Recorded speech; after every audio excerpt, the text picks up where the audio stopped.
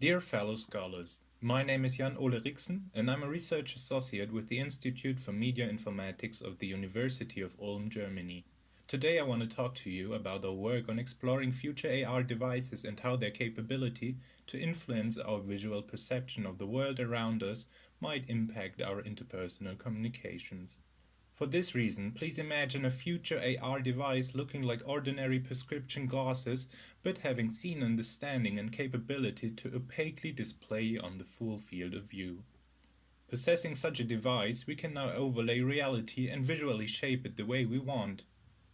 Today, we are often talking about the acceptance of AR devices themselves, but leave aside the acceptance and the impact of what the devices will be doing to our daily lives.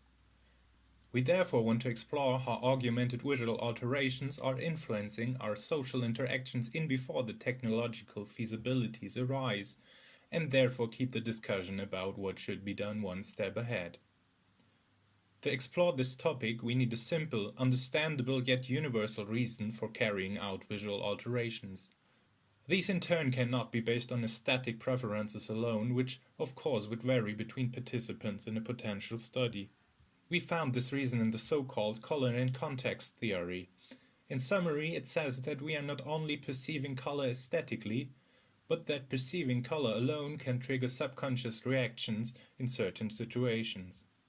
As an example, our subconscious mind knows that when people get angry, their blood circulation is raised and they appear more red. But in turn it cannot differentiate if the person is red in the face or if they are just wearing a red shirt. And our subconscious minds readies us for conflict in an equal way. Over the course of a day we face a multitude of situations and in most of them we perceive color.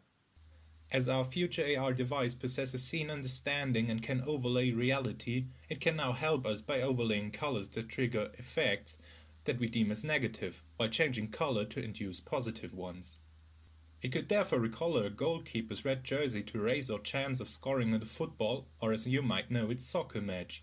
On the contrary, we could recolor our own to make us feel more dominant and more venturesome. At this point, I want to empathize that we do not argue for or against color alterations in augmented reality. We in turn developed the concept as an explainable reason for executing visual alterations that are not purely aesthetical.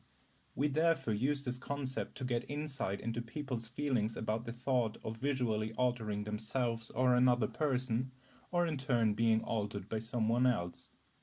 In an online social acceptability study with 64 participants, we used this concept as a carrier to explore how either of the conversational partners felt when the device wearer, their opposite, or objects disconnected from them are visually altered in the wearer's view only, and how it is influenced by their relationship to each other.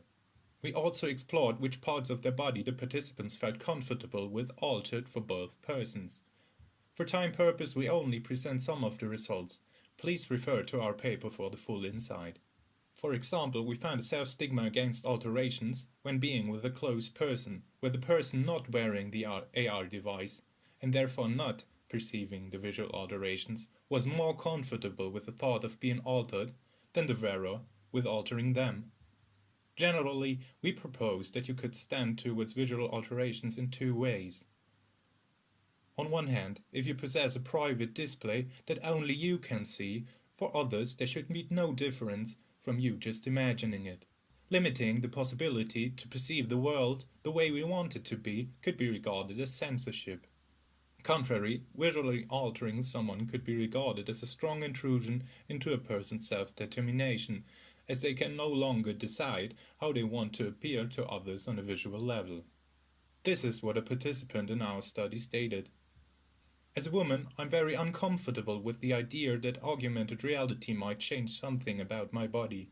In this study, it's just a color, but what if technology could be used to change the appearance of parts of my body without my consent? I think that would absolutely happen in the real world, and I would be not okay with it. No matter which train of thought you might entertain, we can agree on one thing. With our work we took a first peek into how visual alterations might impact social interactions, but the topic needs a bigger discussion that should be held before the technological availability arises. Thank you for your attention.